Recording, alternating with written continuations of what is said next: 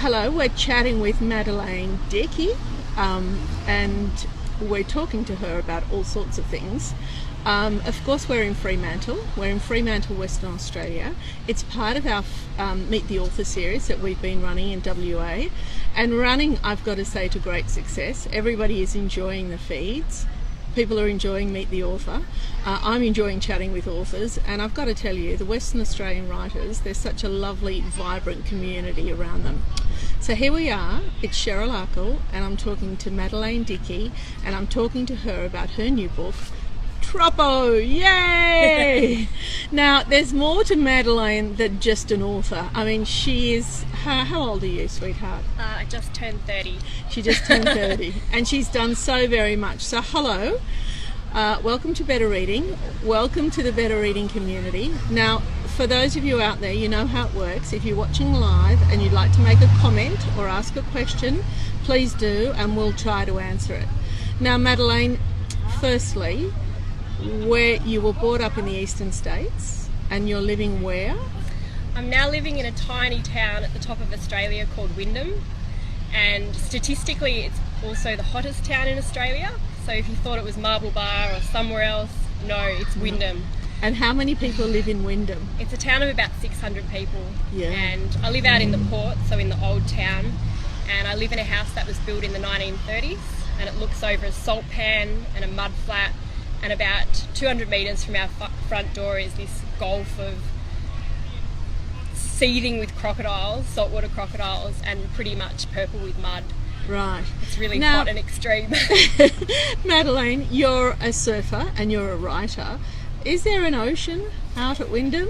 Well, I think what makes Wyndham bearable is that it's still saltwater country. Right. So even though it's an outback town and a really remote town, we're sort of at the top of Australia, and that big gulf that I talked about is tidal. So the tides. So you can surf it?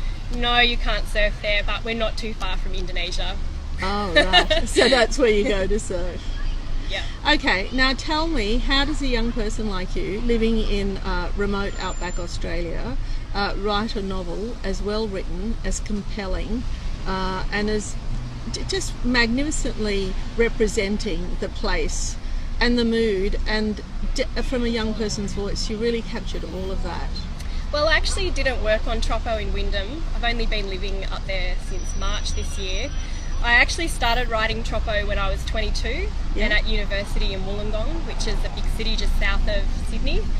And I remember it was this bitterly cold Wollongong winter. There was this cold wind that was soaring down the escarpment.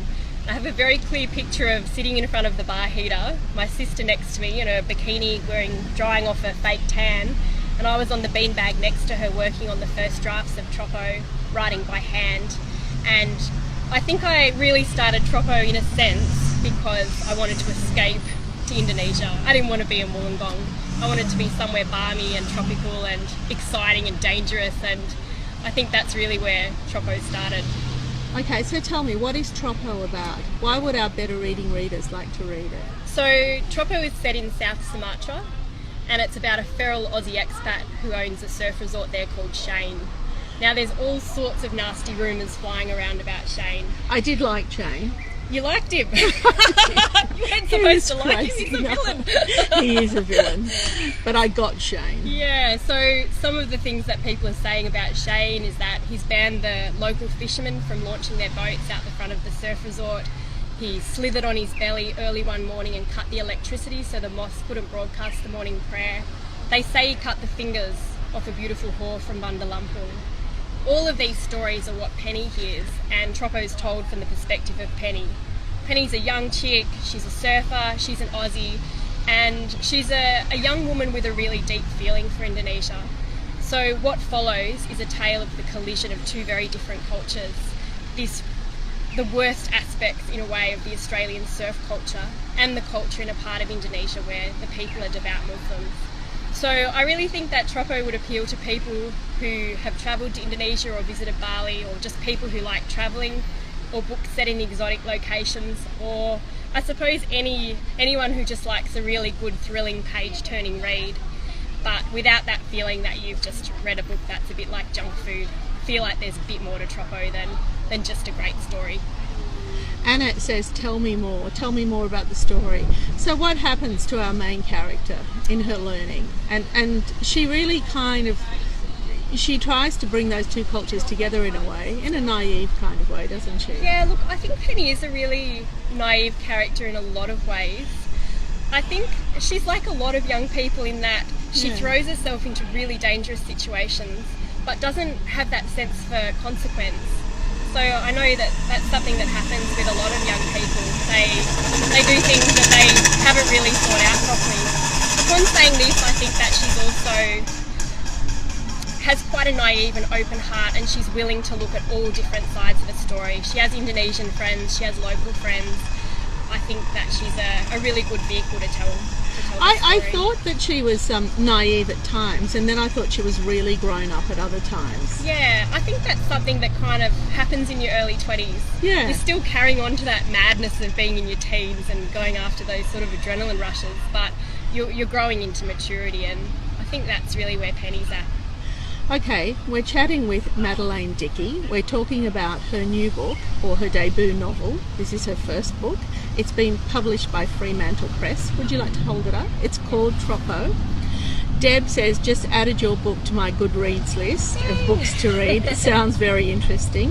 Alyssa says, good morning. So I'm not quite sure what part of the world she's at. And Annette says, tell me more.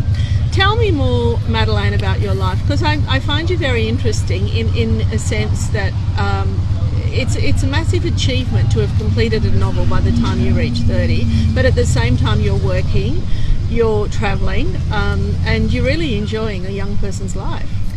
Yeah, I mean, I think Troppo's drawn from a lot of experiences of my time travelling in Indonesia, and I guess for me one of the reasons I'm always drawn back to Indonesia is because it's not really a place that you can ever go on a purely hedonistic surf trip. You might just want to go over to Bali, go surfing, drink cheap cocktails, get a suntan, but for me when I travel to Indonesia it's always, somehow it just seems to be a lot more than that, and the personal and the political are so closely entwined. Yeah. So for example, when I was living in West Java and I had a Prime Minister's Asia Australia Endeavour Award to work on the book, so I lived in West Java for a year.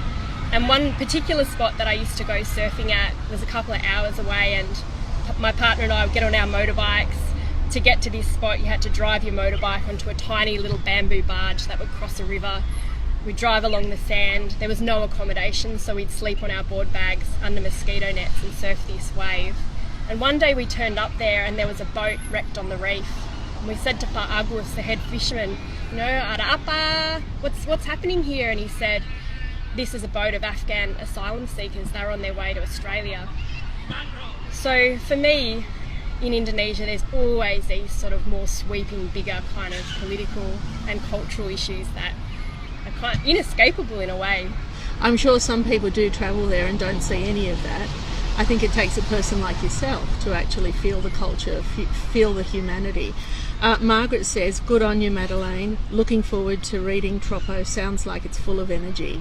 Thanks, Margaret. It is full of energy, isn't it? Yeah, it sure is. Absolutely. So how does a young girl from the Central Coast, then Wollongong, then Wyndham, get published? It was a really long journey. Troppo took me 8 years, and the first draft, I'd finished that in Indonesia with this grant, and I submitted it to get a manuscript assessment. I remember very clearly the day I got the manuscript assessment back. I was staying in this little dive in Jakarta, and the assessment just shredded me and shredded the book, and I couldn't believe it. I was absolutely stunned, and I went to the closest bar and had a couple of gin and tonics and soaked maybe for about a week. And then I thought, right, I need to get back to work. Back on the horse. Back on the horse. So I worked on the board. Back on the board. So I got about probably half of the second draft rewritten in Indonesia before moving to Broome. And I finished rewriting that second draft while I was in Broome. And then the third draft, after some more feedback had sort of come in, I was working on while working full-time. So I'd get up usually at about 4 in the morning and write till 7, and go and do a full day at work, and then sort of reset that again the next day. So that was really, really tough time. And then you submitted it? Yeah, I submitted it for the City of Fremantle TAG Hungerford Award, and ended up winning. And I thought, that's it, I don't have to do any more work, like I've won. And it wasn't like that at all. No. It's basically another 3 rewrites, working with the editors at Fremantle Press before it's finally the book that And I'm looking at right now. You're on your way to Bali, to the Ubud Writers Festival, Yeah. to talk about your book. Yep, I'm a bit nervous. Oh, you'll be fabulous. Yeah. Well, do you know, you've had a lot of comments here and a lot of people are watching, and I'm sure they've enjoyed listening to you as I have. There's been this thread in my conversations since being in Western Australia that, you know, writing, it's not easy. People think putting pen to paper is easy, but the thread has been from most writers is like yourself, it takes time and it's over it, and it's really, really about refining your craft, isn't it? Yeah, absolutely. And learning. Oh, totally. I'm working about 3 days a week, just writing at the moment, working on my new book. And sometimes I can have 8 hours at my desk and I have 200 words at the end of the day. Yeah, that's a common thread too.